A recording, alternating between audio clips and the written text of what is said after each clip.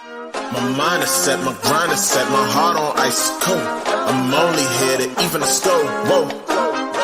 My mind is set, my grind is set, my heart on ice cold. We down right now, but did it before. Whoa. See from here we going up. Made the call, I shown up. Now the game is on up. Say my name is blown up. We up, we up, we up, we up, we up, we up, we up, we up. See from here we going up. Made the call, I shown up. Now the game is on up. Say my name is blown up. We up, we up, we up, we up, we up, we up, we up, we up. Hello, everyone, and welcome to another episode of the Knighted Ones podcast, episode number 45. That's 4-5. We are the only podcast that features a former UCF National Champion, a former UCF radio host, an ESPN analyst and hoops player, an infamous, yes, that's infamous, rapper, our resident influencer and IG star, shooting the breeze, talking UCF Sports. And remember to like and follow us on YouTube, IG, X, and every single podcast network that you can think of. As well, make sure that you're checking out the 70 plus teams and conferences on the College Huddle, which we are proudly a part of. And later on this week, you will see another episode that I was participating in with our friends from the Big 12, representing the Big 12, talking about Big 12 topics. So I'm excited for that one to drop. For this week's show, we've got a little bit of recruiting news. We got a few recruiting questions. We talk about the Big 12 Media Days in Las Vegas. We're talking a little bit about, what this was like for us. The Big 12, we've been in it for a year now. What are our favorite memories? We talk a little bit about a big basketball mic drop by Johnny Dawkins and the MJ of the JuCo leagues decided to join UCF. We'll recap our schedule as that matrix was announced, and we'll catch up on a few sports that Alan does not watch. So we've got most of the crew back this week. Unfortunately, we don't have Ben Stout, but for good reason. I want to give him a quick shout out. It is his birthday today, so July 1st. Happy birthday, great father, broadcast partner, podcast partner, and just all around good human being who will get those things off the top shelf at Publix. So without further ado, let me go ahead and bring in Nobra. Hey now. I love it, bro. You got this down packed now. What do you got going on? Is that like a cardigan or a Snuggie? What is that? It's blank. It's a blanket. Okay, so Nobra's either cold or sick. I don't know which, but he's not too cold to give us a hair flip. Go ahead, Nobra. There it is. All right. Next to the show, Alan Levin. We had a little conversation after his post-Europe hijinks, and he's gracing us with his presence again this week. Welcome back, Alan. How's it going? And I love the Michael Jordan of JuCo. It's still cracking me up. Yeah, we had a little conversation before the show started, and he's MJJ or JMJ if you want to go with that, because JuCo Michael Jordan. Big 12's about to find out. But hey, they effed around because this is a clean show. We're E for everyone, and they're about to find out. All right, next to the stage, we've got Trey Neal. What's up, Trey? Who's also got a blanket on. What is going on? Did I miss the memo on the blankets? Hey, man, only the cool kids know. Oh, is it cold in Miami? I mean, what's right. going on? The odd cold front has hit Miami, at least where I'm at. So it's like 6 degrees? Yeah. All right. Well, Nobra looks like an old Russian woman right now. I don't know what's going on with that blanket. All right. Without further ado, and without a blanket, last but not least, but always last, Josh Lazar. I don't mean to hold you up. I got something to say. Swear I'll only give you hot ish every day. Afraid of us. You know, this ain't a game to us. Strange to us is why you're getting dangerous. Come on, this is serious. We can make you delirious. You should have a healthy fear of us, because too much of us is dangerous. It's so dangerous. It's so dangerous. My 91 squad is dangerous. We're so dangerous. So dangerous. My whole entire unit is dangerous. Come on. All right. I think that was one of my favorite ones you've done yet. And a part of that is because if you're watching on YouTube, you actually were able to see every one of Josh's nose hairs as he got up really close to the camera for us there. There it is. There it is. So I don't know if you guys wanted to see it, but you saw it anyway. But I'm glad we got most of the crew back. Josh was eating ice cream somewhere in the Midwest last week, so we missed him. So excited to have him back. We got lots of great things to talk about, including recruiting. And as you all know, Alan Levin is the recruiting ninja. So I'm just going to give that up to him. He's been anointed the recruiting ninja. Alan, why don't you take us through some of the recruiting information for this week? Yeah, back-to-back weeks with a 2025 verbal commit. This time it's on the offensive side of the ball. We landed a new wide receiver, CJJ, or Carl Jenkins Jr. He may work, or he may be get a nice endorsement with Carl Jr., but we'll see about that in the future. Overall, 11th verbal commit of the class. Depending on what outlet, as I said last week, I use 247 Composite. He's rated as a 3-star or a 4-star if you're looking at rivals. So looks like he's right there on the cusp. So another, pretty highly ranked recruit of the Gus era. Guy's 6'2", 177 pounds. Another Sunshine State recruit is actually coming from St. Augustine High. Don't know much about them in the high school football scene, but nonetheless, he is a Florida recruit and a top 70 recruit here in the Sunshine State. So if you're following along now, most of this 2025 class is from Florida, and there's quite a few that are ranked inside the top 100. But at St. Augustine, he caught 33 passes as a sophomore last year. That was good enough for 667 yards and 8 touchdowns. And he has 33 offers, 18 coming from the Power 4, 3 actually coming from the Big 12 with Kansas, Iowa State, and West Virginia. But he has some other fairly prominent offers, Texas A&M, Wisconsin, Miami. So we beat out quite a few schools for him.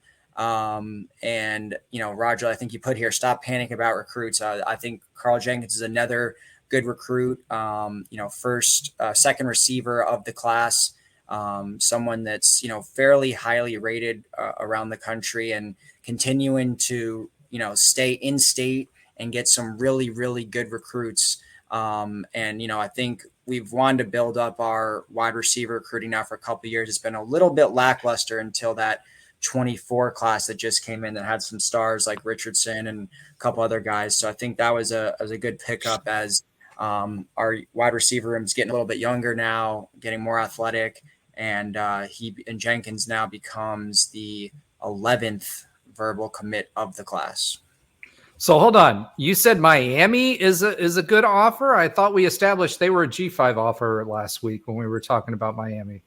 But I do like to say when we beat out a quote unquote Power 4 Florida school, I think it's of note that we beat out Miami for a recruit, because as much as, we like to rag on them, their recruiting hasn't slept. I mean, they're at least rankings wise top 15 every single year. So I think that's a notable recruiting win. I'm not, on the field, I feel like we should beat them, but recruiting wise, I think that's a win.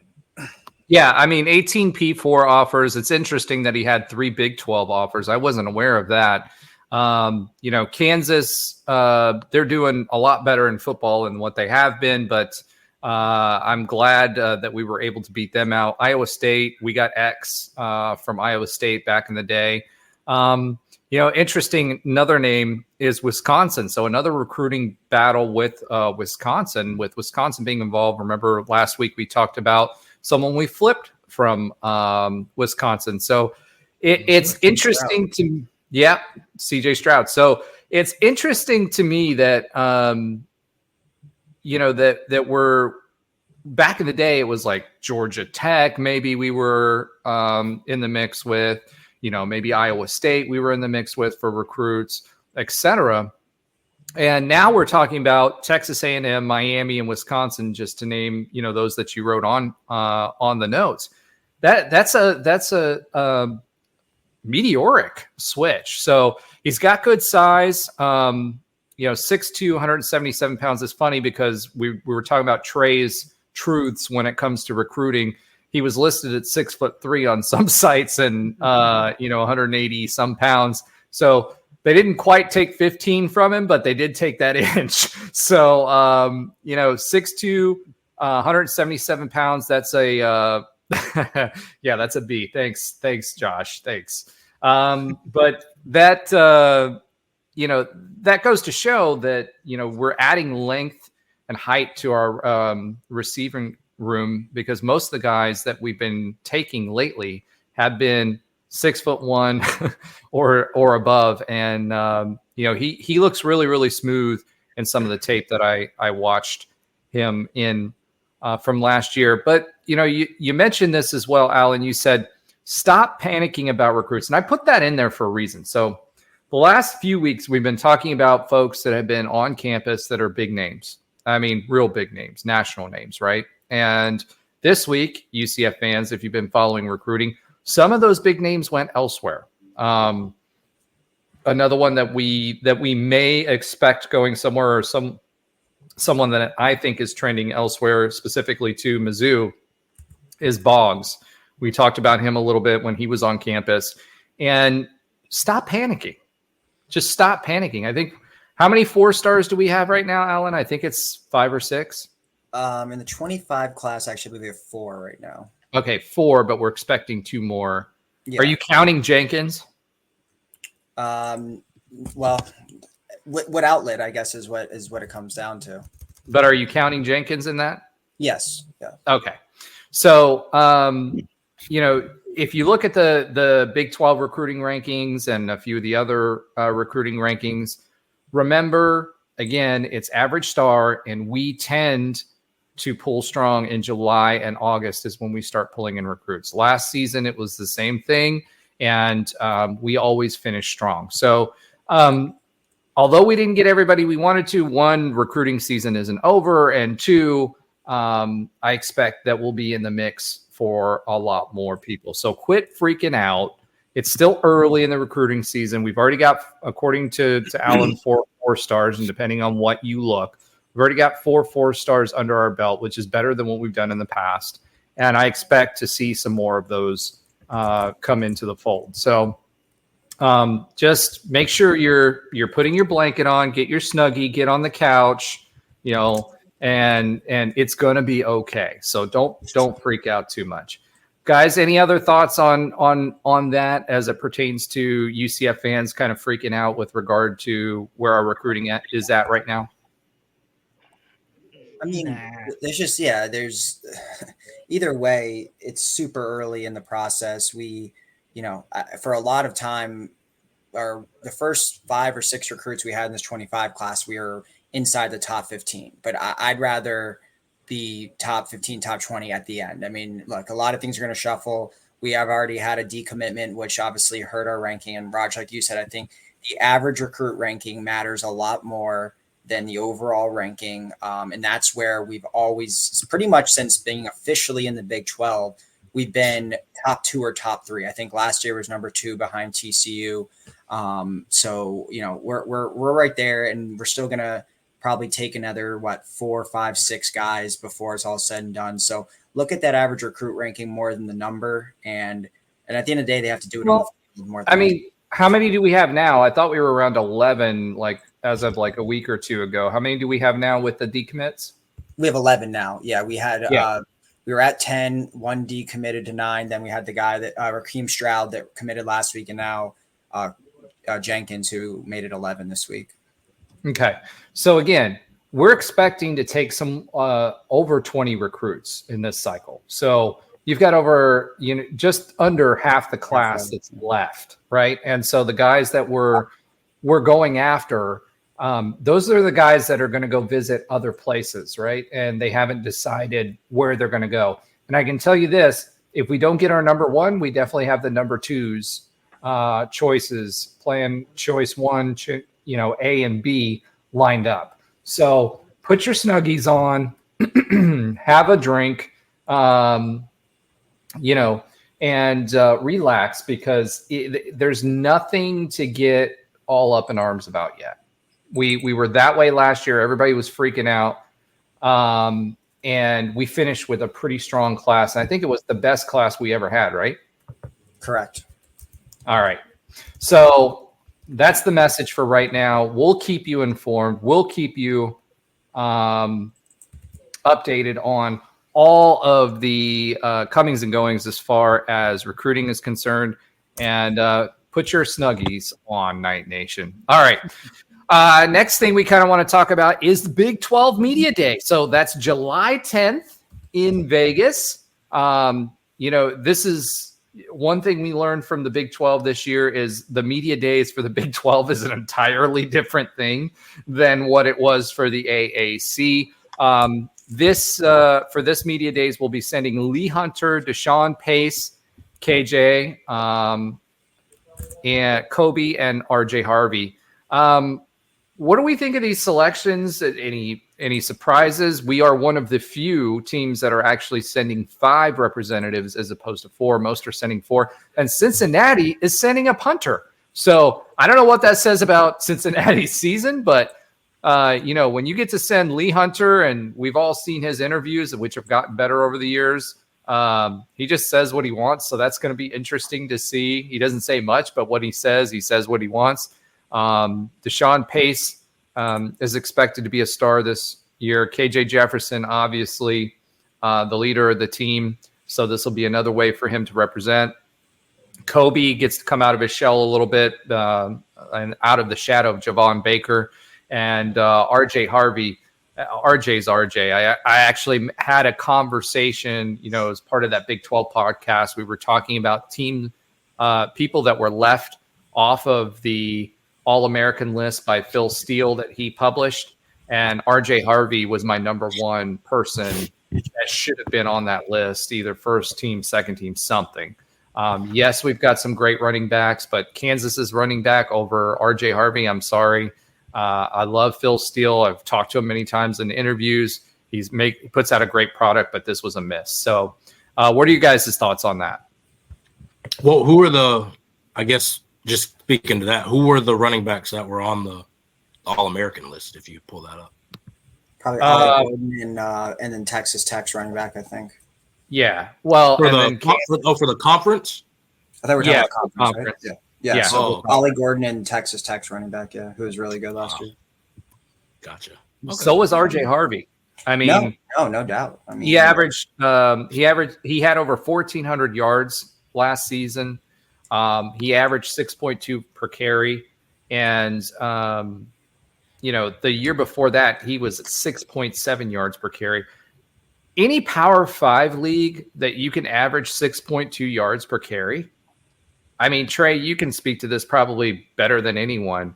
You are a great back if you're averaging over 6 yards per carry. I mean, with his amount of carries too. It's not like he was getting 100, 50 carries a season or something like that.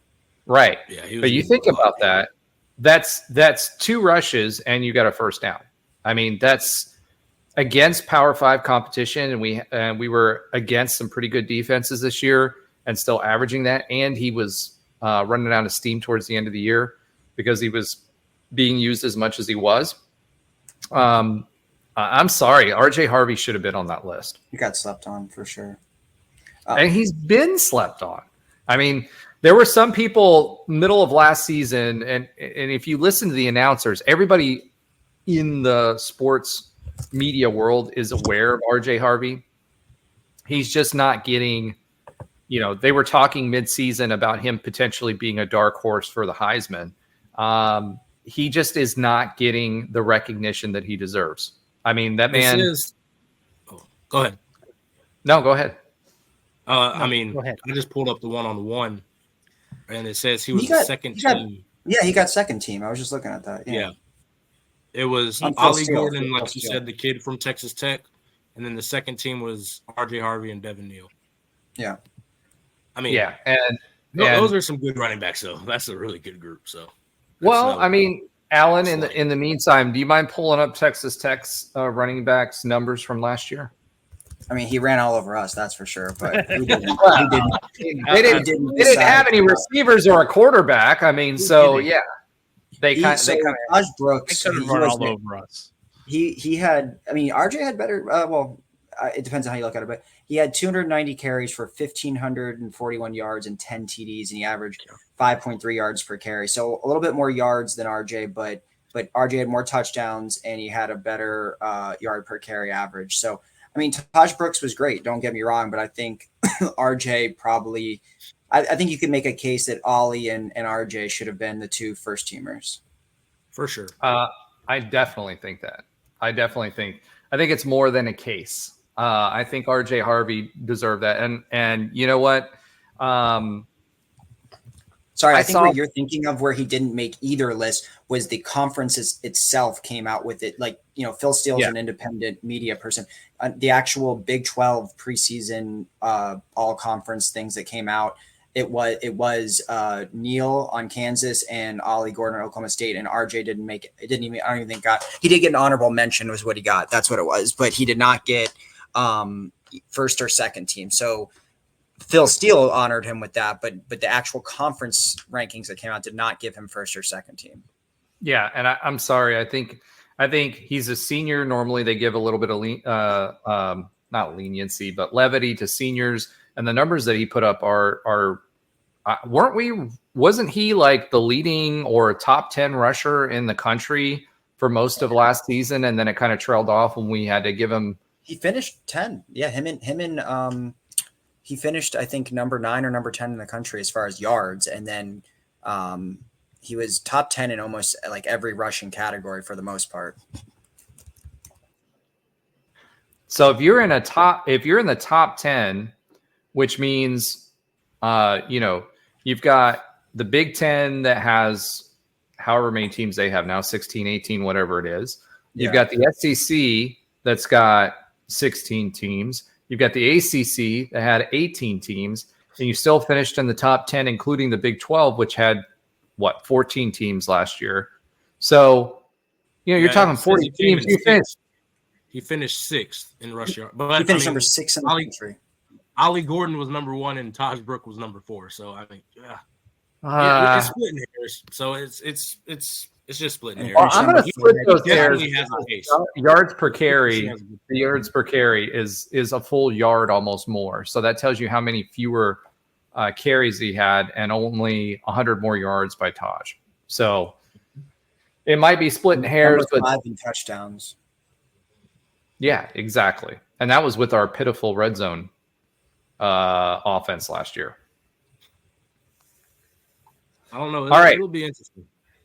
I think RJ. I think RJ puts him on him this year. I think RJ could have gone to the draft last year. Running backs obviously aren't drafted as high as they used to be, but I think that him coming back, we made it worth his while, and I think it will be worth his while from a draft stock perspective because I do think that RJ Harvey will be drafted next year, which is crazy because he came to us from Virginia as a quarterback.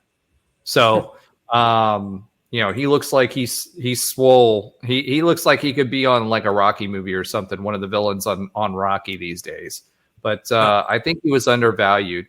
One of the other things that was interesting to me is I saw another article recently where they were talking about the most impactful transfers that are coming in to the Big 12. We were the only team with 2 on there. So we had Penny on there, and then we had KJ Jefferson, right? So Penny Boone and then KJ Jefferson. I honestly, when you're talking about impactful, there was another quarterback on there. He came from Akron. I can't remember his name right now, but he actually visited with us. And for a minute there, after the Chanticleer's quarterback was on campus and we put the full court press on him, he was the next up, but then we got KJ Jefferson. So, he's now on another Big 12 team, which is, I think, Baylor. And the expectation is he's going to do well. But quarterback is the most impactful position on the field at any given point. And I truly think KJ is being a little overlooked by some of the national pundits based on Arkansas's performance last year. The fact that he was hurt and the fact that they had an atrocious offensive line. I think he's got a lot more help this year, and I really think that he has a good shot at being the most impactful transfer in the Big 12. And it's funny because I talked to the Kansas State guy today. He's like, you guys are my dark horse candidate. And he's like, I expect Kansas State versus UCF in Arlington, right? And then we talked to the OSU guy, and we're their dark horse candidate, right?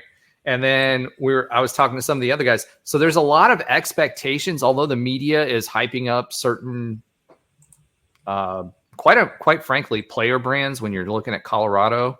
I think KJ Jefferson is focused. I saw some images of him recently. He's way leaner than he was in the offseason. And I expect him to have a big impact this year and be the toast of the Big 12. And that's not just my black and gold glasses on. I think he's got running backs and an offensive line, and most importantly, wide receiver threats that he's going to be able to use that he did not have at Arkansas. He didn't have it. And it's funny because the guys, when I was talking on the Big 12, podcast, they're telling me, hey, look, Arkansas doesn't have near the talent last year that what UCF is going to put on the field. And that's not Big 12 bias. That's truth. Oh, yeah. I mean, I don't even think that's a question. We recruit.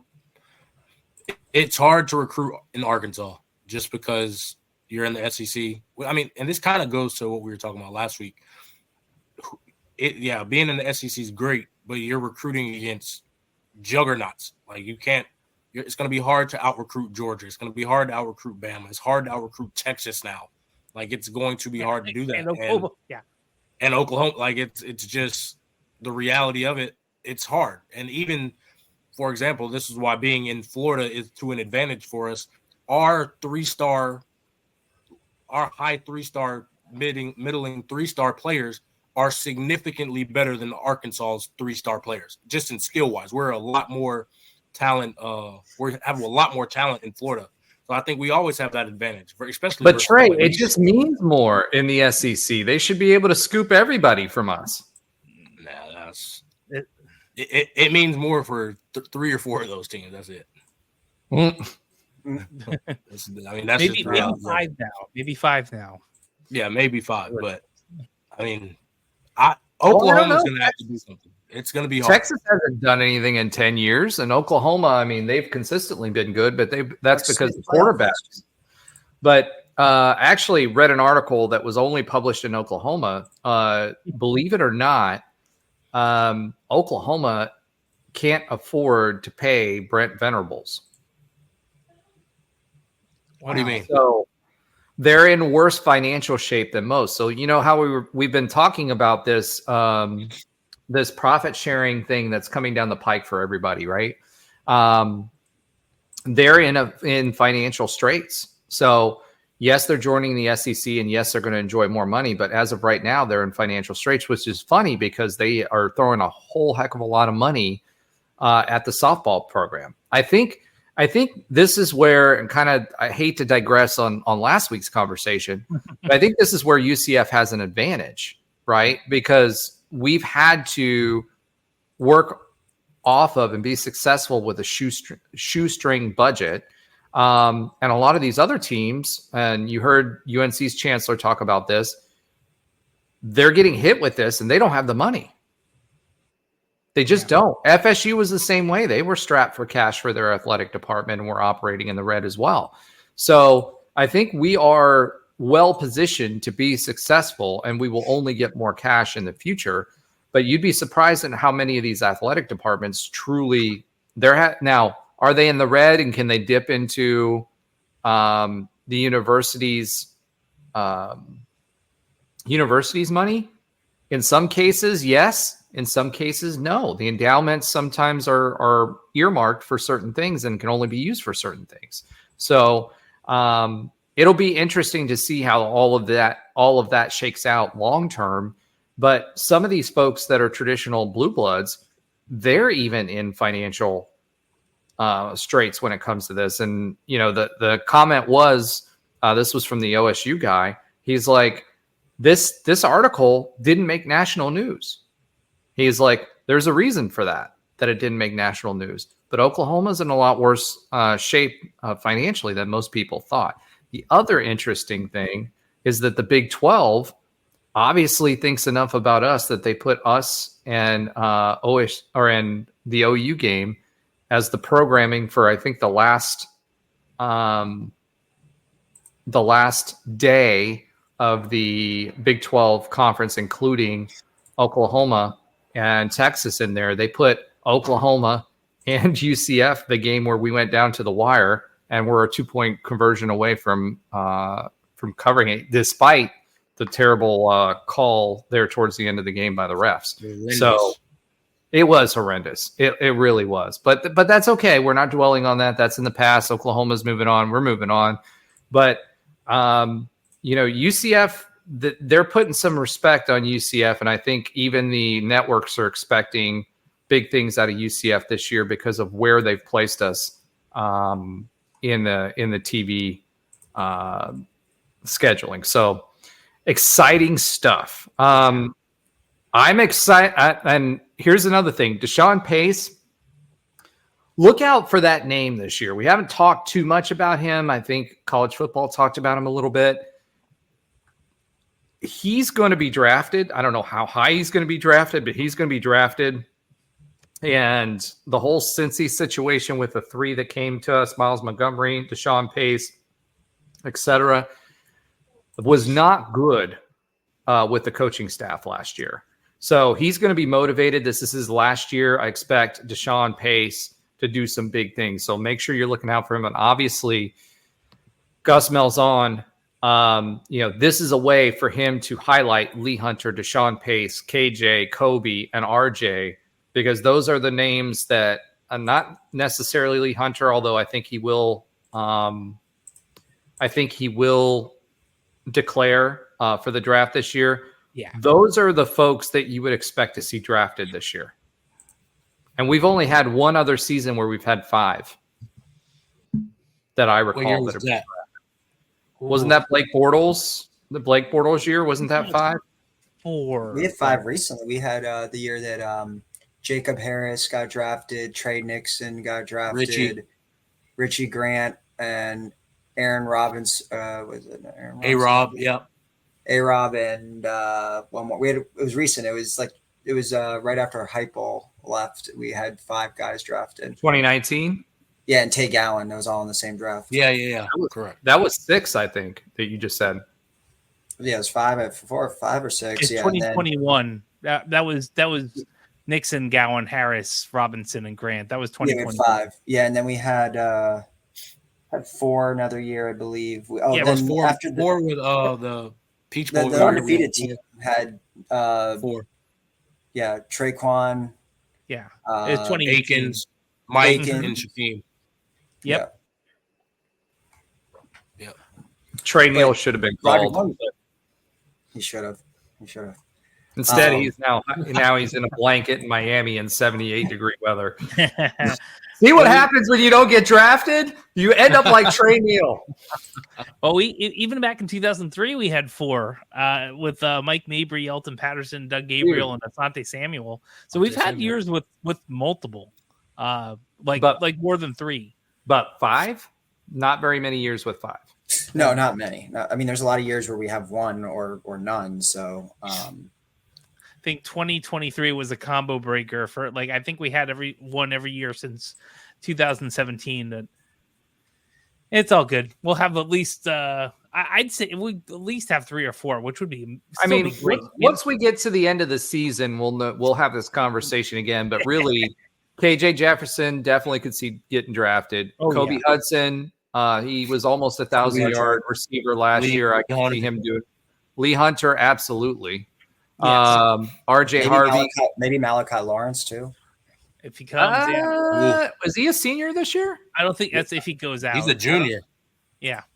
Yeah, I don't think he's made enough noise yet. I mean, depends on how much noise he makes this year. Yeah, Really. if he goes absurd, then he could. But I don't. I mean, I don't know.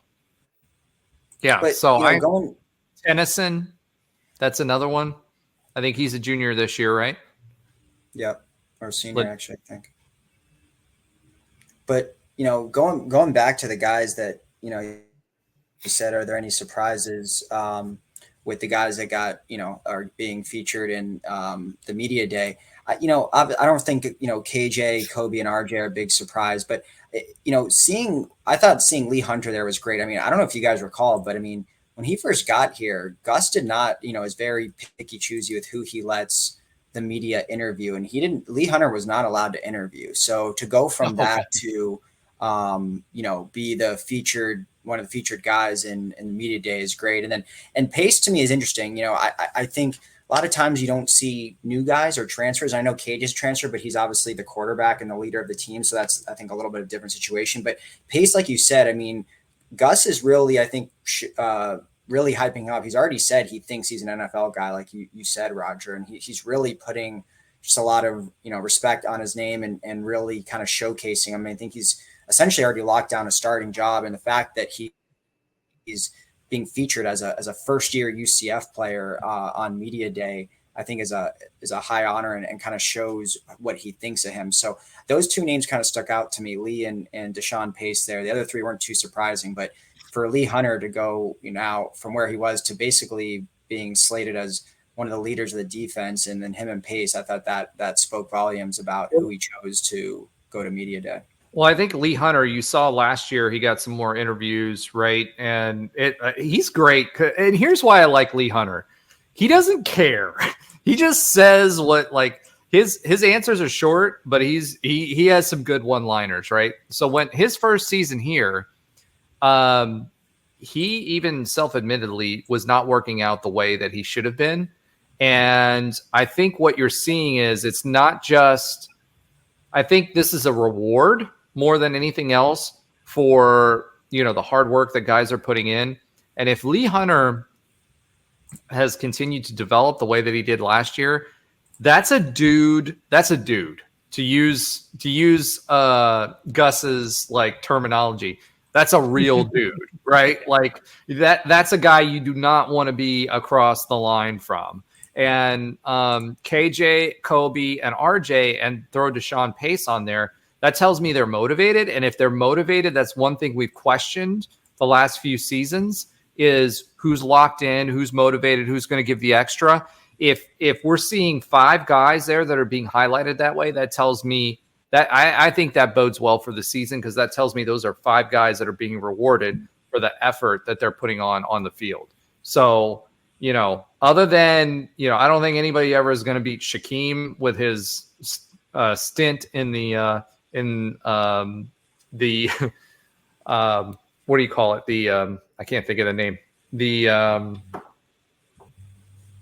football operations center where he was staying the night there and doing all of those. The New Wayne Dench or yes, whatever. The Dench, other than Shaquem Griffin at the Dench, because that's a whole nother level. I think that really bodes really, really well for our chances this season and what we'll like to see. And it's interesting too, because you got 3 offensive guys, you got 2 defensive guys. So I'm hoping that means both sides of the ball are locked in for this season. All right. Let's talk a little bit about UCF. Well, we joined the Big 12 a year ago. Today is the first, and that was our first day in the Big 12 was July 1st, 2023. A lot has happened. Football ended up being the host of the new 4 editions. We made a bowl game this year. We didn't win it. We probably could have won 2 to 3 more games. Should have won 2 to 3 more games, especially that Baylor game. The basketball team definitely exceeded expectations. We all predicted, I think the highest was 4 wins in conference. We obviously exceeded that. Could have won more. In the Big 12, softball held its own. I think they were a little bit better last year, but held its own this year. Volleyball didn't dominate the conference like they did in the AAC, but still played pretty well. So I think all in all, this was a great season for UCF and a great first season, and showed that we belong. We, even mediocre in our first season, and I don't even think we call our seasons mediocre. They were competitive in all sports, could have won more games in all sports, right? And were in the top half of the conference in all sports.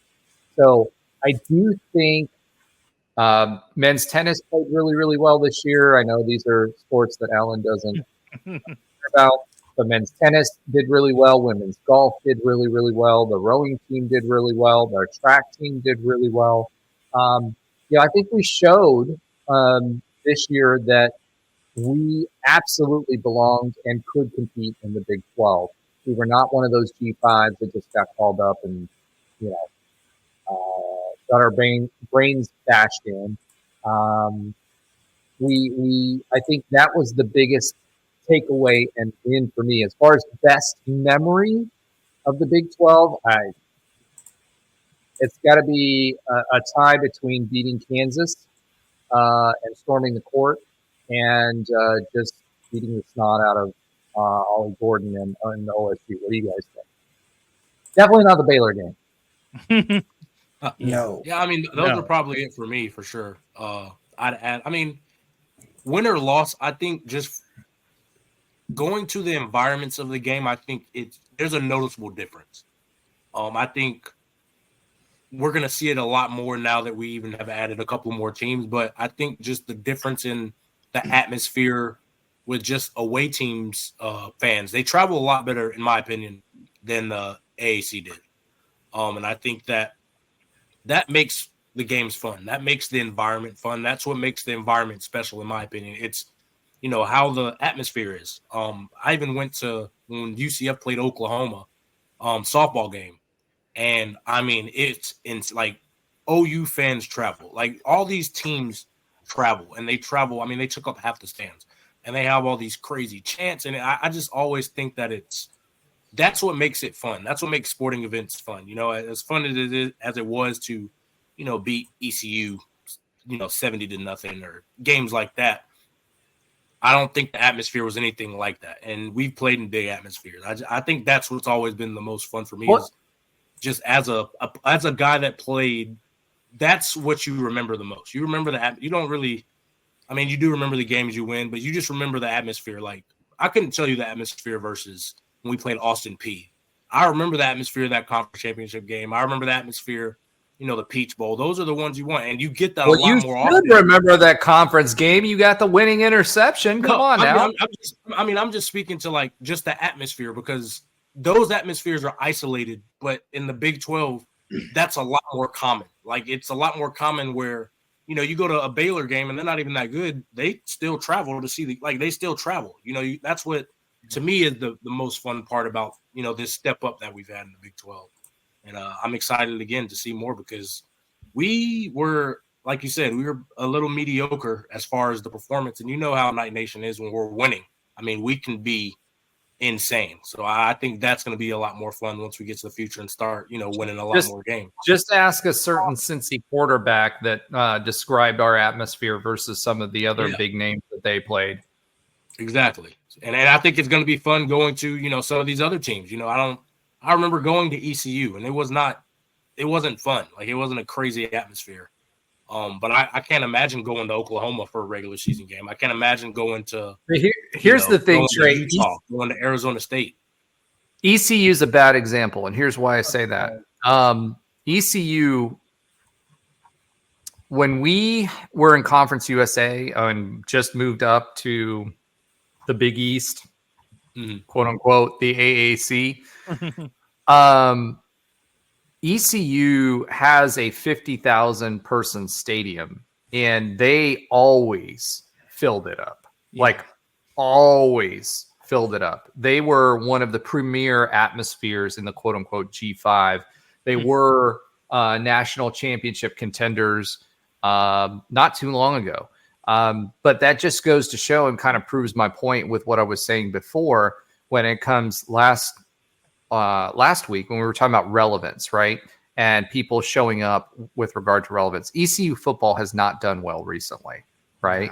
Yeah. And when they are relevant, which is most of their history, they filled their stadium. They were one of the few stadiums that you would have gone to in 2013, 2014 that had 50,000 fans legitimately in the stands and were nuts, like literally nuts.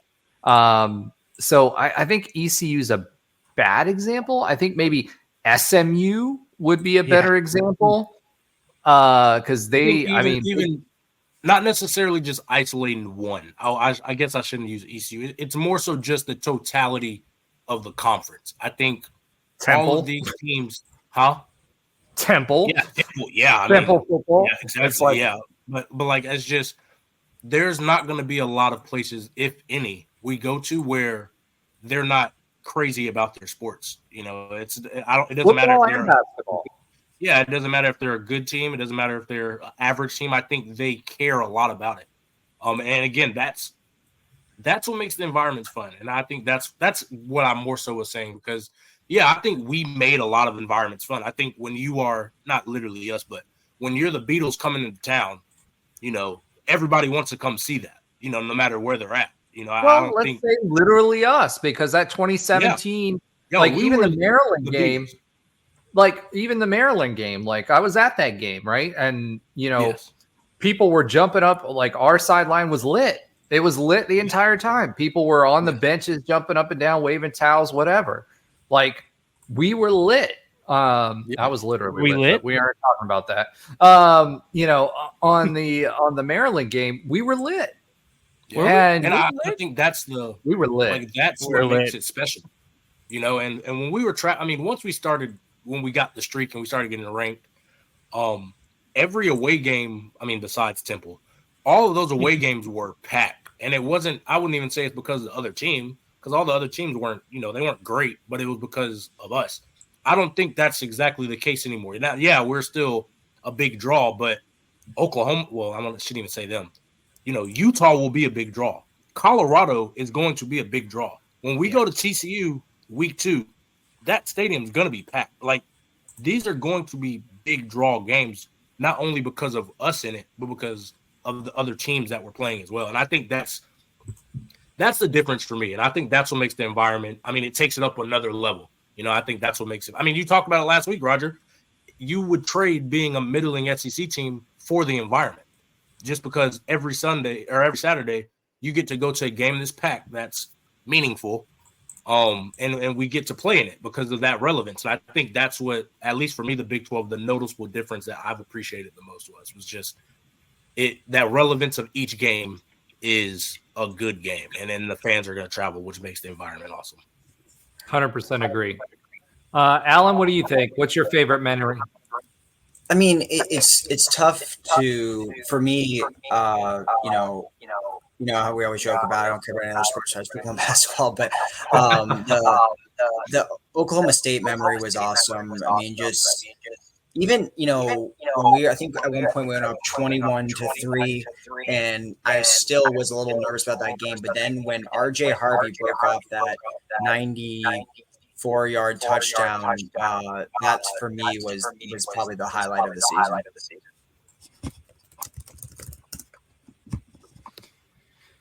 Yeah, I don't know if you guys were catching a little reverb there. I don't know where that was coming from, but I agree with you there. I'm getting it now too. I don't know what the deal is. But at the end of the day, I agree with you. I think that OSU game and to Trey's point, even for hoops, Josh made a lot of money last year. I did. Like he made a lot of money selling his tickets to other people. And I'm about to say, even when we played like someone like Houston, who was quote unquote our rival, right? How many empty stands were there and sold back to UCF? How many tickets were sold back to UCF for games because of that? So I think that's a huge difference. Even BYU, when BYU came to town before we were conference mates, they absolutely filled the stadium. So, you know, I don't know what to say to that, but at the end of the day, I think that is a huge difference. Josh, what do you think? Yeah, if I'm trying to think back, there was only a couple of Josh, times. I think you're muted. Not here. Me too. And so Roger was the problem. See, I knew it. I like to know, bro, in the background, he's not muted. So there's only a couple of things that at times I can remember deeply that the stadium was packed and there was a good amount of fans in where we this is pre-Citrus Bowl or after Citrus Bowl. So from there, that was Texas Avi. Miami with a lot of t-shirt fans. I remember in Miami, they were selling like seats around the ring, around the next to the handicap spaces. So that was huge. But like Missouri, no, right? There was another, P4 teams that weren't packing them in.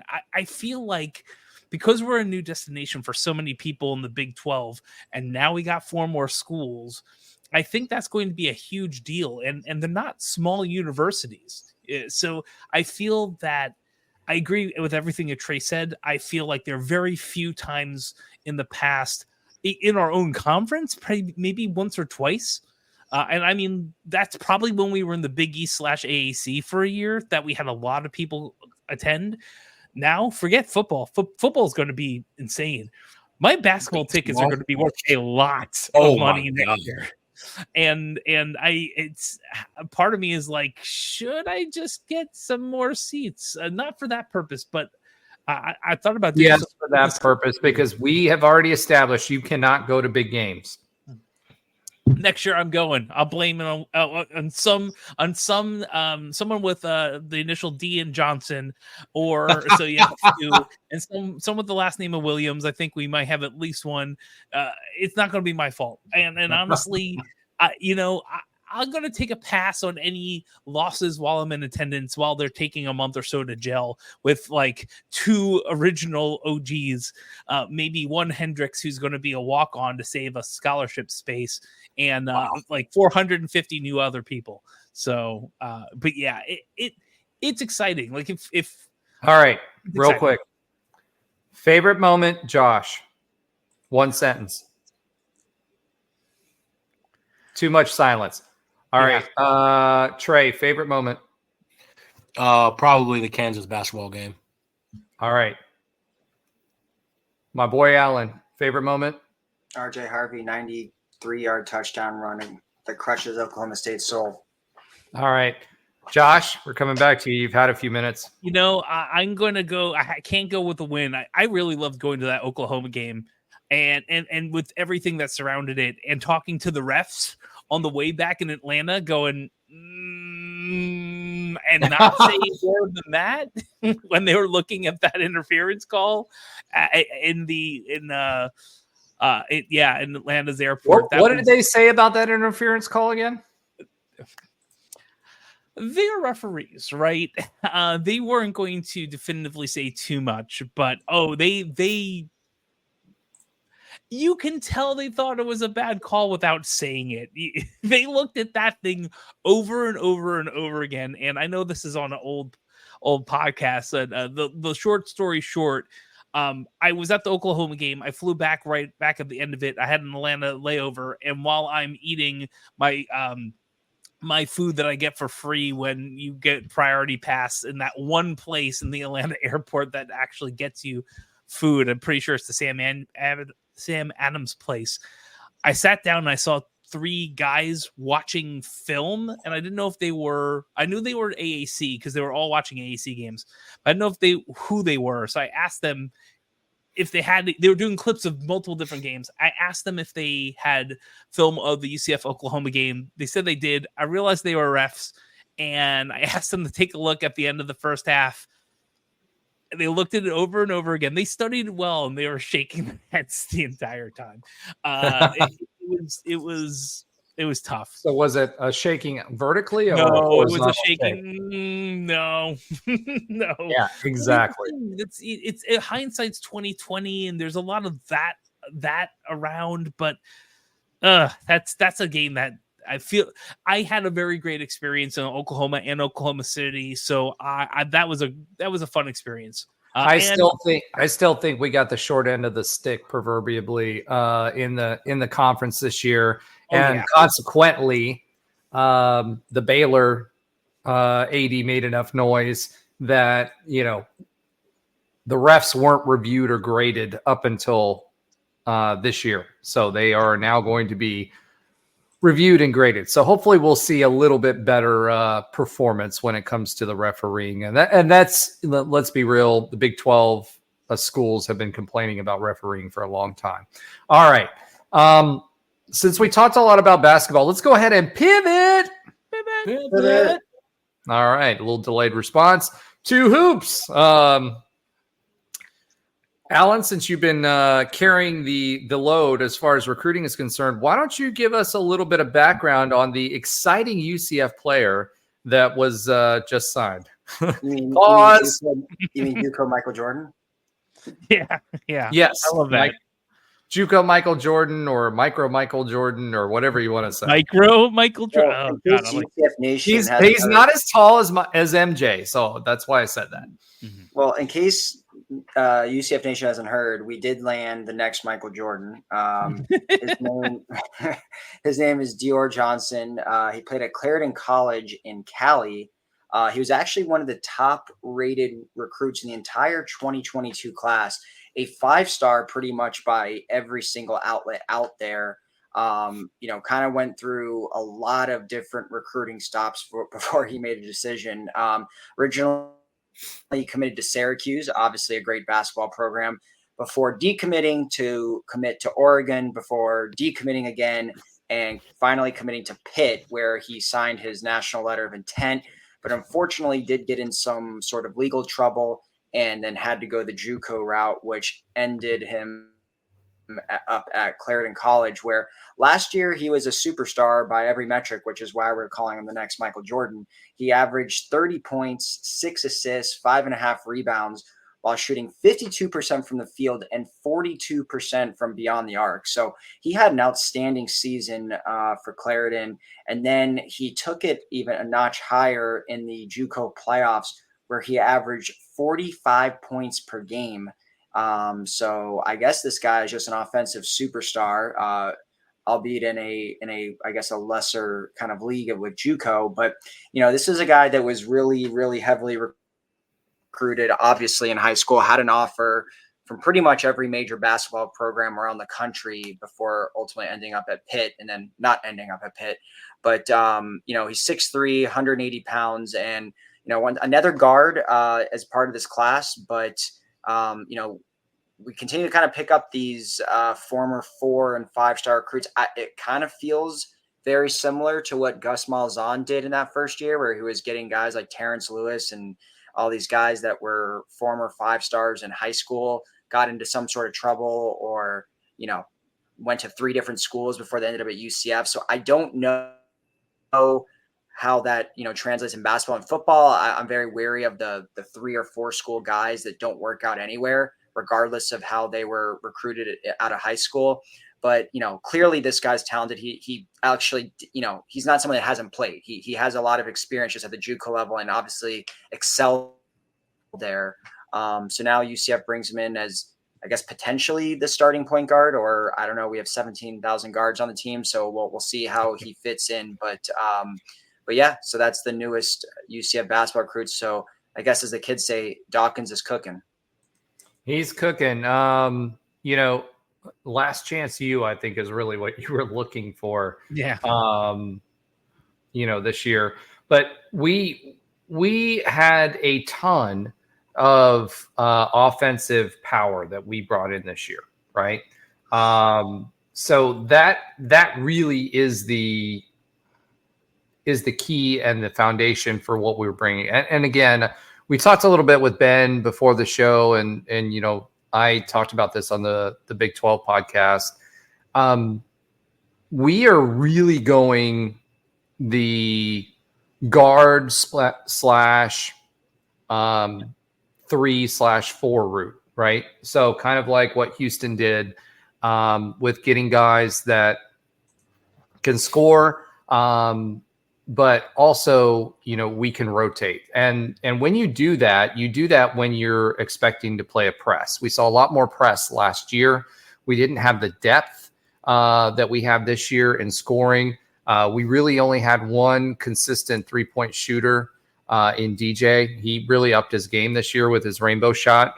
I joke about that, but he had a flat three-point shot before, had kind of like an off season on his three-point percentage. But really, Sellers kind of disappointed. He was hit or miss with his three, and I think a lot of that had to do with the fact that we had so few three-point shooters that defenses could really push us out to the perimeter, and we threw up a lot of three-pointers that we just, quite frankly, missed. So Dawkins this year brought in a lot of guys that were in the 35 to 40% three-point range, have some length so that they can play multiple positions, and I feel like there's going to be a lot of substitutions this year. I think there's going to be a lot of press defense. I think Dawkins said from the very beginning that that's what he wanted to do was press. You got enough scorers that are fast and nimble. I think what Sampson has shown with 6 players, let alone the ability to do it with 10, that you can win games by having guys that can shoot, that can score, that are nimble, and can play defense and press defense specifically for turnovers to speed people up. Because what they did successfully, including against us, is we played close games, and then we got into a place where they got in a run and we couldn't match the run because our shooters weren't what we needed them to be offensively. And they used the defense to get into those runs and then, continued to be good offensively. So if we can do something similar, I do have a lot of confidence in Johnny Dawkins to be able to set up a defense with these guys.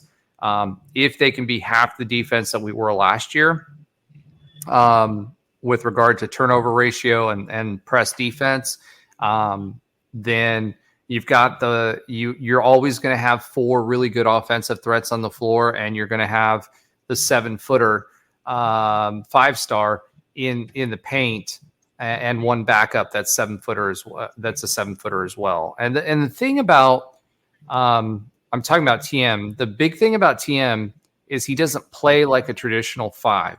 This is not Taco Fall, who's going to be lumbering up the court for one season or his freshman and sophomore season, averaging 7 minutes per game, right? This is a guy that is athletic. He's got really good moves. He can dribble the ball, although I don't want our 5 dribbling the ball too much. But if we can get those shooters shooting, then that creates a lot of ISO situations for our 5. And if our 5 can get in the paint and do what they need to do, either on the offensive rebounding perspective, or from a perspective offensively, then that opens up a lot of doors for us and our ability to shoot trays, get boards, and open up the lane for our 5 for one-on-one matchups. And that's really what we're looking for. And then the rest of it is going to be, can we get out fast? Can we move the ball if we get turnovers and slow down their offense with the press? Because if we can do that, then those threes are going to put games out of reach very quickly with guys that are shooting 35 to 41%. So that was an offensive breakdown. That's what I expect to see from us with this roster. If you're wondering why Alan, mentioned the 17,000 guards and 3/4s that we have on the roster, I think that's what you're going to see this year out of Johnny Dawkins. We've got some really, not just, everybody talks about Mike Williams, but you got to talk about Benny. You got to talk about a lot of these other guys, Curry that we brought in. They're all scorers. They're all averaging somewhere between 12 and 19 points per game and shooting over 35% from the arc. That's going to bode well for us as far as being an offensive threat. Because, again, the college game, you don't have as long of a time as you do in the NBA. And if you can get on a few good runs and you have a good defense, you can win a lot of games. Yeah. All right. So not much commentary from the group on that. Trey, just as a reminder. No, I think we're playing a version of small ball. I think not in the sense of the size of our guys' paws, but in the sense of the skill set. It's a lot of guys who can play on the wing. It's a lot of, even Thiem, however you say it, he can play. I wouldn't want him playing predominantly on the wing, but he's not just a back to the basic, Shaquille O'Neal type of center. He's a lot more athletic. He's a lot more nimble on his feet. And like Roger said, he can handle the ball a little bit, not to where, you'd want him doing it all game, but he can, make some plays out in space. And I think that's kind of what Coach Dawkins, it seems like they're shifting to more of like a space and pace, press and get a lot of space. Whoa, Trey dropping basketball terms. Remember last season, he was like, I know what a pick and roll is. No, listen, I know it a little basketball. I just don't dribble know, handoff. The nuance of, like the stuff Ben was talking about one day, just the play. I don't know any of that. Like I just watch what my eyes see and take a stab at it. But yeah, I've been saying it since we got Mikey. I'm like, this and the team. I was like, we could go to the Elite Eight. I was joking back then, obviously. But now I'm like, if we get, it's all about when you get hot and when you go on your run. I think like Josh has said, we might start off a little slow in the first month, just kind of getting used to each other, getting used to playing with each other. Johnny Dawkins with the rotations, what he wants to do.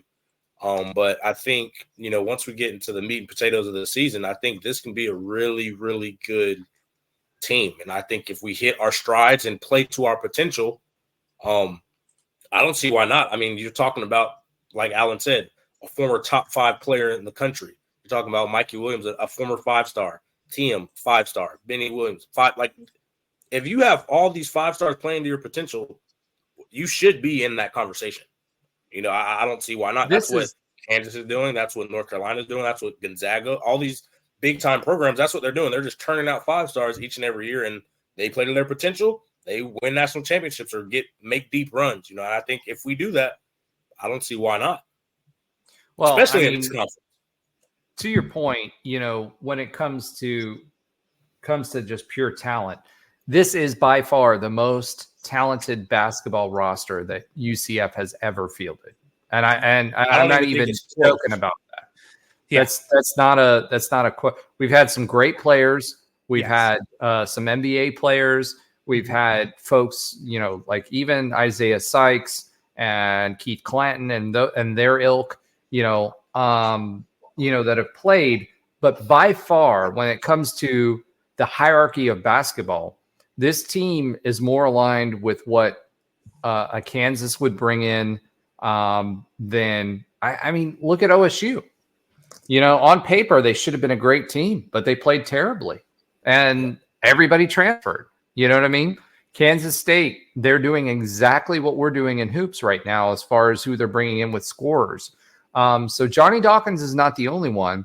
We are playing, and I'll say it again, we are playing in the SEC of basketball right now, right? And 100% believe that this is the most talented roster that we've ever been able to bring to the hardwood for UCF basketball. Now I will say, I think this is probably the biggest year of Johnny Dawkins' career, in my opinion. If 100%. He has all of this talent, and Alan was talking about it before, but it's just like, maybe we make an Elite Eight NIT run.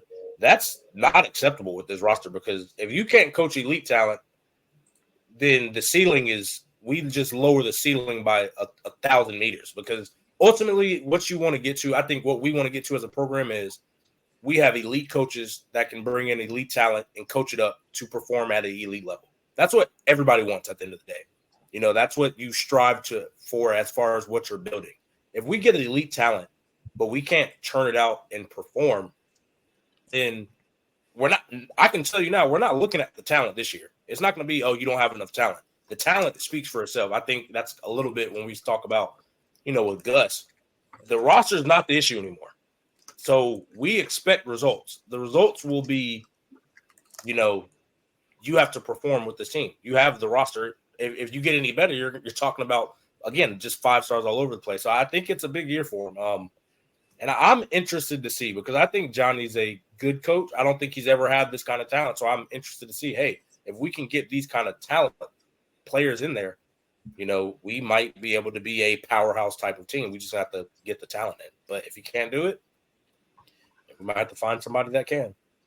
Well, what I will say with this is, as UCF basketball fans, whatever you decide to do, make sure that you are waiting until January to kind of make a decision on what this team's going to be, right? Because there's going to be a lot of movement in the roster. As Johnny kind of figures out who should be starting, who should be playing in what situations, etc. That's going to happen, over a lot of different roster looks over the non-con schedule until we get,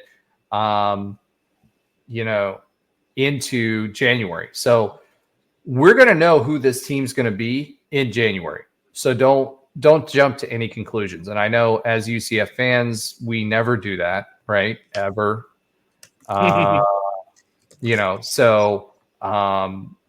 Just a word of warning, because this is the most talented roster that we've ever had. All right. Oh yeah. What about so football? If you guys have been watching this, do you think if this you is guys one of the more talented rosters of football we have? Ooh, that's a good question. I remember it might have been, was it last year or the year before, where they were like, this is probably the most talented roster that's came through. I disagreed, but wow. What do you guys think? What do you guys think? Alan? I mean, football-wise, I think it's one of the most talented, most collection of talent that we've ever had. Interesting phrase, collection of talent. Yeah, what I like what Gus did this year that's different, at least in regards to the transfer portal, is he brought in guys that actually had true experience. They weren't just names. They were, players that were productive and have a lot of experience on Power 4 rosters. These aren't just projects, development guys, maybe a few of them are, but for the most part, when you look at the 20 plus transfers we brought in, I would say 75% of them have 2+ years of experience at a really high level, or even if they're playing the FCS, they were like FCS All-American, like a Jason Johnson type mold. So I absolutely love what he did. He really shored up the quarterback position, the most important position on the field. He reinforced positions where already strong, like running back. And I really think he did a good job of filling all the voids we had. We knew we had a void at wide receiver. We knew we had a void at linebacker, at DB, and he really brought in multiple players. Now, if he can't hit, when you brought in 9 DBs and you bring in 4 wide receivers and you bring in 5 linebackers, if we can't hit at least on a couple of those, then there's a problem. So, yeah, I do think it's the most collection of talent that we've probably ever had. Do I know if these are going to be NFL type guys like the 2017 team? That remains to be seen. But yes, on paper, I do truly believe this is the most talented team that UCF football has ever had for the reasons I listed. But and to me, it comes down to that experience. I think that's another big part of it. In the portal, he's done that before, where he's got a couple experienced guys, but really almost every single transfer has 2 or 3 years under their belt, and I think that to me is extremely important. It's just going to be, can they be cohesive? Can they gel? And there's, obviously other factors, a lot of new coaches and stuff like that, a lot of pieces to put together. But so that's why I say the biggest collection of talent. These aren't guys that have been playing together as brothers for years, like, some of those Frost teams or whatever, but this is the biggest collection of talent, in my opinion. Yeah. And that's what I was going to say. So if you're talking about the best team, I really do think the 2017 team and even the 2018 team are probably the best cohesive teams that we've had, and might eventually be the best cohesive teams we have in the future because of the way things have changed. So I agree with Alan. This is definitely the best collection of talent, but I bet Trey would think the 2017 team might beat the pants off of them, perhaps. Wow. Okay. That is a bold statement there, Trey. What do you think about that? Oh no, I always, I mean, I to this day think that's the most talented just collection of guys.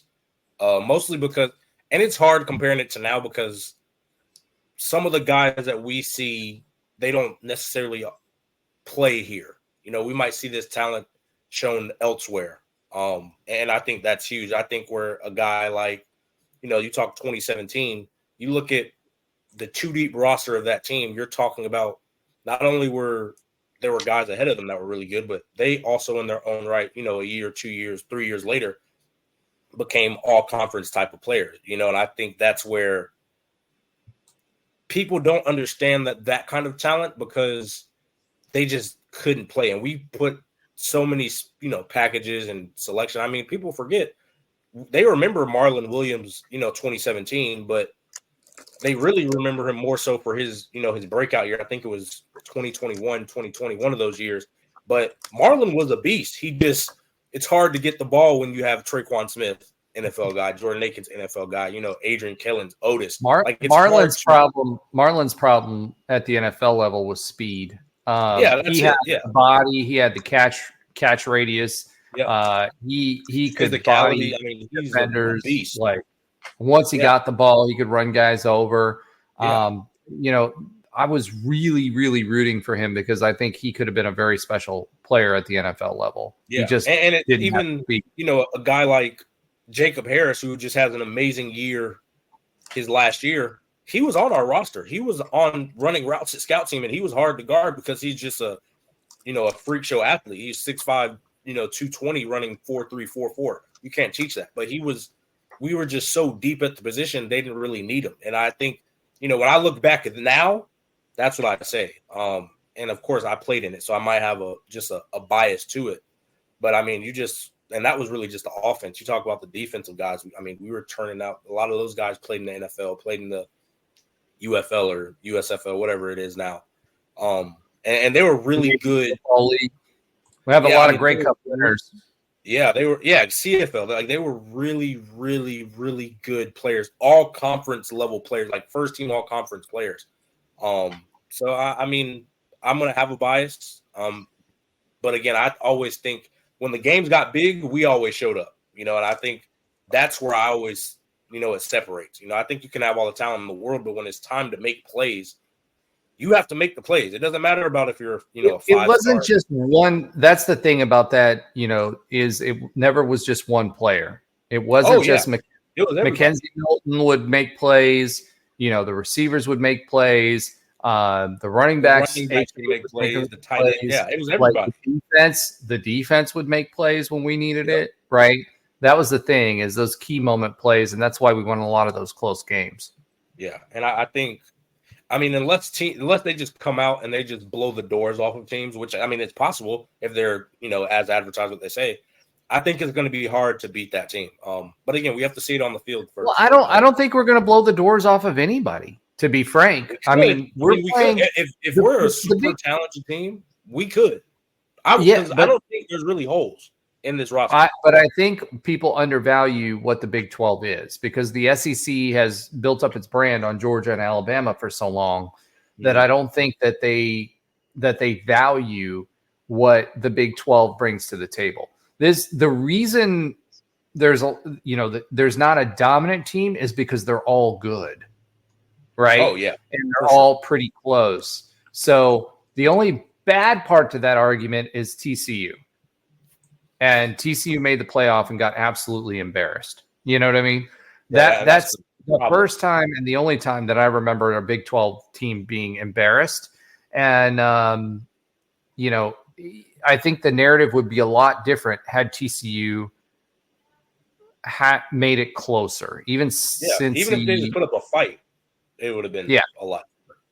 I don't know what happened with TCU that year, but you know, it just you don't ever want to pinpoint it on one game, because they still, I mean, they blew the doors off of a Michigan team that, I mean, a few years later won the national championship, and that was pretty much the same kind of core of guys they had. They just got older. But college football is recency bias. Yep, and It sucks, but it is. At the end of the day, it's all about who wins. That's what matters at the end of the day. That's how sadly teams judge how good of a team are you. How many games did you win? We don't. Well, or everybody's how good of talented. a conference you are too. Yeah, but I mean, but even you could say the Big Ten they weren't the strongest conference last year. I think it was Ohio State and Michigan. That was really the two teams. Well, it's Ohio State, Michigan, and Penn State every year. Wisconsin every once in a while throws some bows, right? Mm-hmm. But they don't win the Big Ten championship. It's the same way with the SEC, right?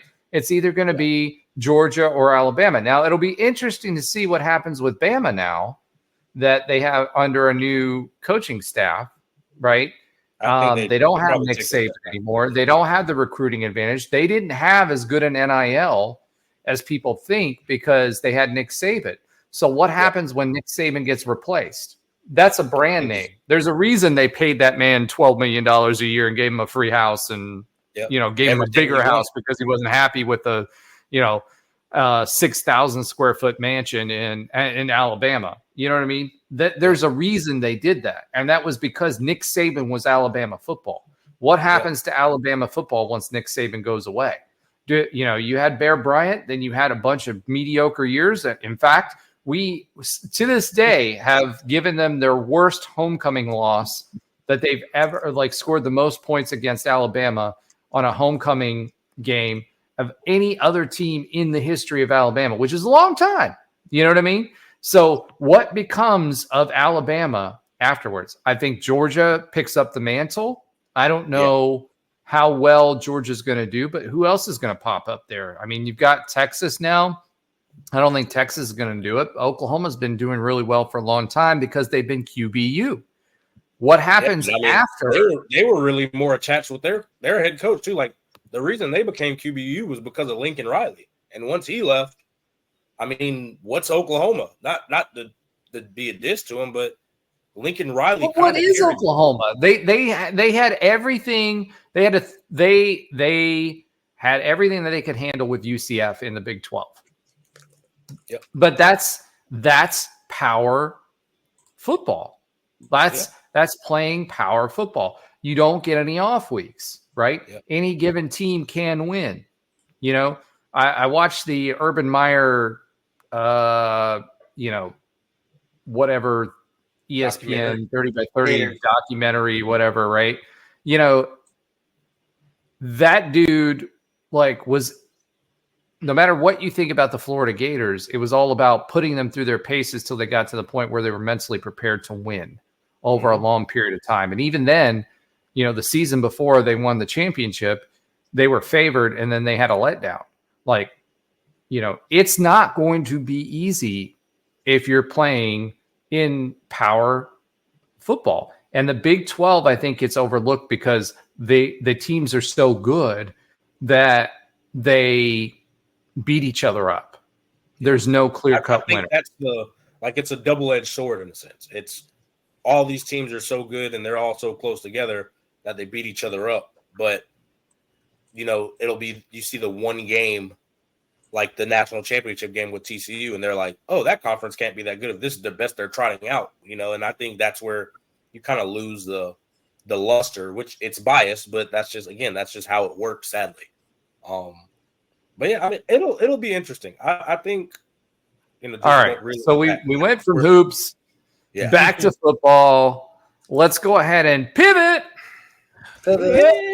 All right. So the Big 12 released its schedule matrix, and this is for hoops, for the season this year. Alan, do you want to tell us a little bit about our home and away schedule for the Big 12 this year? Yeah, sure. So, obviously with the amount of teams in the conference now, they had to kind of make a logical, matrix here. So we obviously have the new teams coming in from the corner four in the West with Arizona State, Utah. The corner four, isn't it always the four corners? I've never heard it called the corner four. You just coined something. All right, I'm calling it the corner four. Yeah. But the home schedule is BYU, Cincy, Houston, Kansas State and Utah.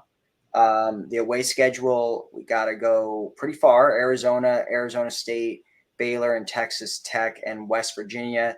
Then we have a 1-1 or home and away, whatever you want to call it, with Colorado. Get to play Kansas again at home, so look out for that game. Iowa State, Oklahoma State, and TCU completes that. So pretty well-rounded, I would say, as far as home and away, and get some good ones there at home. Yeah, I mean, for me, the big thing is getting Kansas home and away again, right? I think that's huge. Our away games, they aren't that bad. Home games against BYU, which had a great team last year. They obviously made it, did well in the Big 12. Didn't get as far as I thought they would get in the NCAA tournament. But Cincy, they're gonna be hard nosed. Houston's always a tough fight. We get them at home. We don't have to go away. It's tough to win at their arena. KSU, Kansas State is going to be built a lot like us. So for this upcoming season, so I'm glad we get them at home. Utah, they've got pretty good basketball, but I don't know if they're, relative to Big 12 basketball, how they're going to do. So that one's going to be interesting. Away, Arizona, ASU, Baylor, Texas Tech, Arizona and ASU. I mean, Arizona is known for basketball, right? So we'll see how that goes. It is a storied arena in basketball history, so that'll be a fun game to go visit. Home and away, Colorado, Kansas, obviously that's a big win. Iowa State, they always play hard-nosed basketball. That's going to be a good game. OSU, we'll see how they do retooled. They got rid of their coach. They replaced, we were talking about it today, everyone but one starter. And TCU plays tough basketball as well. So it'll be really interesting. But I like seeing Kansas and Iowa State at home. OSU we've played a lot of recently. TCU, I like to see them at home. Obviously, I'd like to see of the away games. I'm good with what we have at home and the home and away. I think that's a pretty good schedule for UCF fans. I don't have any complaints about that. What do you guys think? I mean, it's an exciting schedule. I mean, when you compare it to the American, I mean, obviously it's, well, all this stuff. That goes without saying. Yeah, it's just, I mean, getting obviously Kansas, I would love to play them at home every single year. I think any single year, at least probably forever, but at least until for the next 5+ years, the novelty of that matchup won't wear off. I mean, it's going to be really cool. They're going to be top 5 essentially every single year. So playing them at home, Houston, with how good they've been, even though they were in our conference before, that's still really cool to play them. And, you kind of get some of that history thing going with playing them. I think Alan's just excited to see Kelvin Sampson strip on the sideline. I think that's what he's excited about. That's exactly what it is there. But BYU, like you alluded, is they were top 20 most of the year. So I think it's an exciting schedule all around. It'd be cool to see some of the those West Coast schools play here, like especially Arizona. But I don't know, we're kind of getting that more in football this year. So I think overall it's an exciting schedule and it's going to be super challenging again. Bro, okay, breaking news for us because we're recording right now. How the heck did we lose to Uruguay? We did? Oh, wow. 1-0 happened. USA soccer sucks. I assume it does right now. I mean, we've got good players. The management sucks, but okay. I mean, sorry.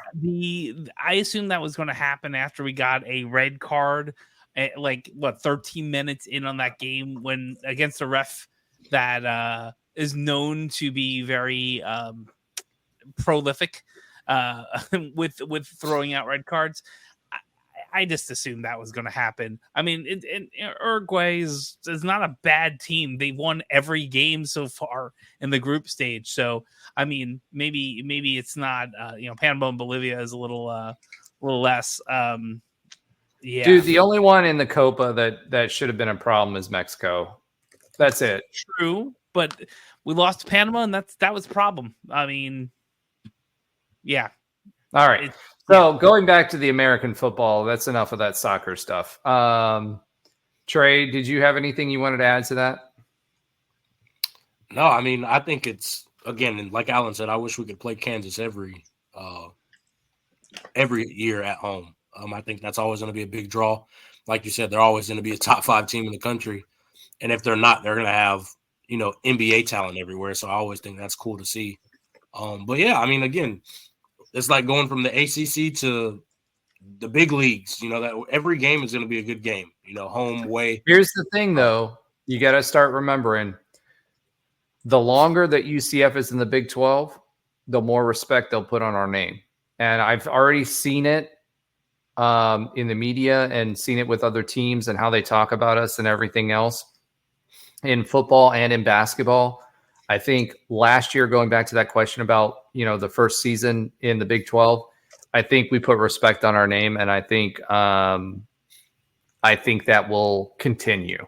I think that we're going to get that bump that some of the other teams did because they were in power conferences. And I think people were waiting for us to fail, and we didn't. We were the best of the new additions ultimately overall. So I think it's one of those, I think it's one of those things where, like football, everybody hypes up all these SEC teams every year, whether they're good or not. Just the fact of them being in that conference, you get a natural boost. And I think being in the Big 12, playing competitive like we did last year with a couple of marquee wins, you're going to get a boost. Whether you continue to keep getting that boost and continue to keep performing, that's going to be up to the guys that play. But I think, like you said, where we earn the respect, where you get not, I wouldn't say benefit of the doubt, but you get that kind of, UCF can play. I mean, those guys are good. We don't have to go perfect in the regular season to be able to get an NCAA bid. You know what I mean? Like we said, at the end of the bigger season, grace, a bigger margin of error. We're going to be in the conversation for a lot longer, which makes basketball a whole heck of a lot more fun because we don't have to be perfect. So, all right, Alan, do you have an oxymoronic stat of the week for us this week? I do, and I went recruiting again just because we landed another recruit, and I don't know what else to talk about right now. So went recruiting. So we talked about obviously we're getting a lot of blue chip recruits under Gus Malzahn. We have like I said, 4 or 5 in the 2025 class alone. So I found kind of 2 interesting things. I went as far back as 2002, which was pretty much as far back as Rivals would take me on the website there. And I saw that from 2002 to 2022, we have landed 15 4-star recruits that they were listed by Rivals. I went Rivals because 247 didn't go back that far. So we had 15 4-star recruits. In the last 3 years alone, including this 2025 class that's not even finished yet, we've had 17 4-star recruits. So in 3 years, we've essentially beat, 18 plus years worth of recruiting. And then I also looked at the number of top 15 recruits at any given position. So top 15 linebacker, top 15 wide receiver, whatever it is. From 2002 to 2022, we had 6 players that were considered top 15 at their given position. And the last 3 years, we've had 8. So just the huge increase in recruiting under Gus Malzahn is noted in the numbers. That's awesome. Yeah. And again, I think it's perspective, right? So we've got some big expectations. And I think the big thing there is that you said that, we're not even done recruiting this year. So I'd like for you to circle back to that after the recruiting season is over. All right, Josh, Do you have a sometimes funny fact of the week for us? And I'm going to put one in the scrolling banner while you're doing your little segment here. Doing my little segment, really great. So this is, remember, it's only been a couple weeks. I apologize. I'm going to be in and out in the podcast for the next month or so. But this is kind of like the boring fact of the week, right? We were talking about. Oh my gosh, we're back to this again. Yeah, kind of boring, but actually, this maybe not so much. Up to you to decide. True or false? The reflecting pond was in the original master plan for the UCF campus. True or false? False. I'm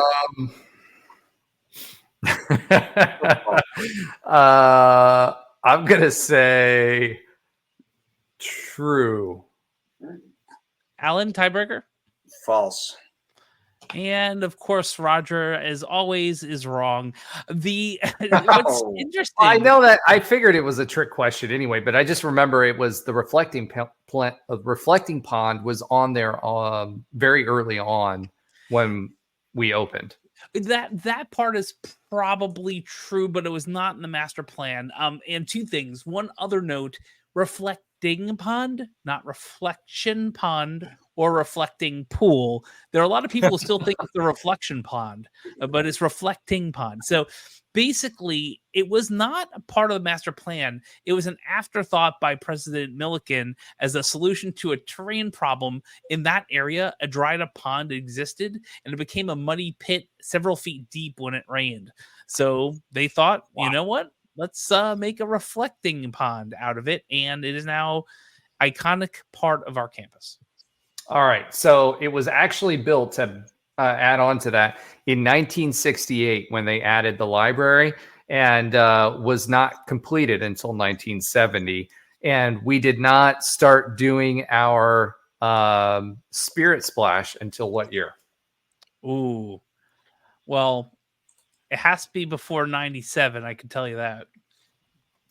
I thought it was something like 96 or mid 90s. So I'll go 95. All right, Alan, what do you think? I go 99. All right, Trey, who actually participated in said Spirit. 96. All right. So I don't know if Josh was dawdling to make sure he had the opportunity to look it up, but it was 1995 was the first year of Spirit Splash. So congratulations, Josh.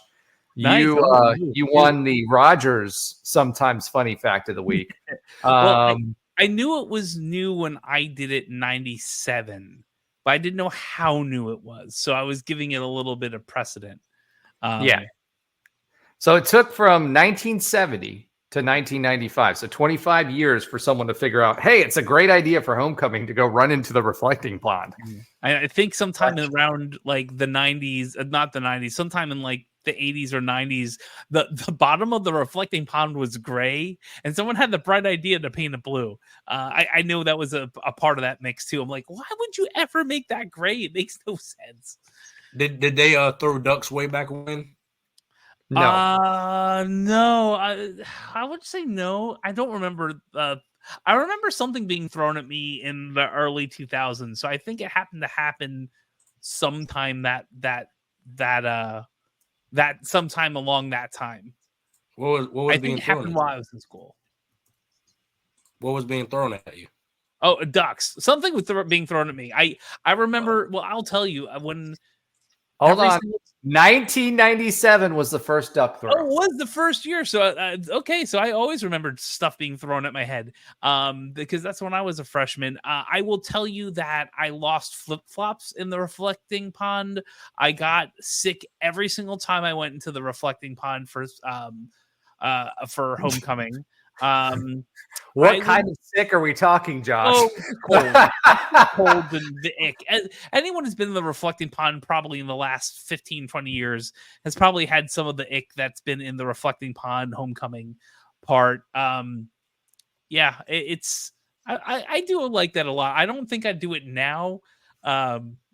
I thought about traipsing my feet into the back and letting the horde come in and. Do you know how it started?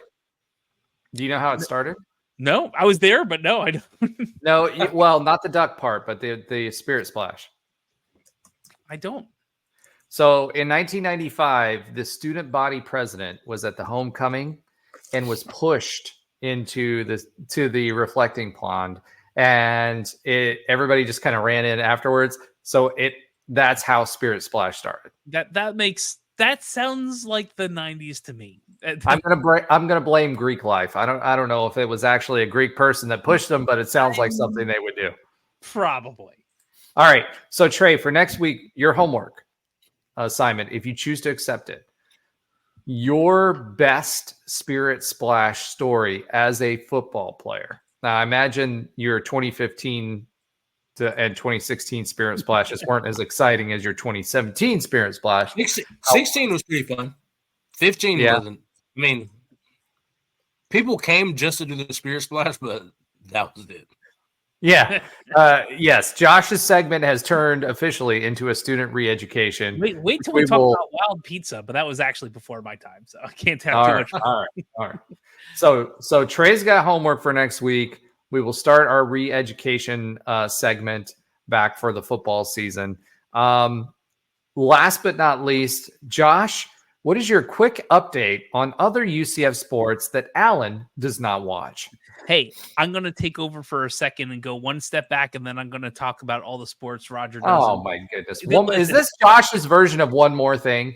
Is that what's happening? Even over a season. So I'm going to try something. We talk about student re-education. On the UCF campus, the FTU insignia is currently still located in 2 locations at UCF. Let's see. Is this like hidden Mickeys? Kind of, sort of. One's more obvious than the other. Anyone who's listening to the podcast or on YouTube, send us a link in the comments where you think the 2 locations are of the FTU symbols. One really should be easy. One is a little bit harder, and we'll go from there. So that's the last one more thing. But what Alan doesn't listen to or watch is definitely women's track and field. He's not a fan. So he might be, I don't know.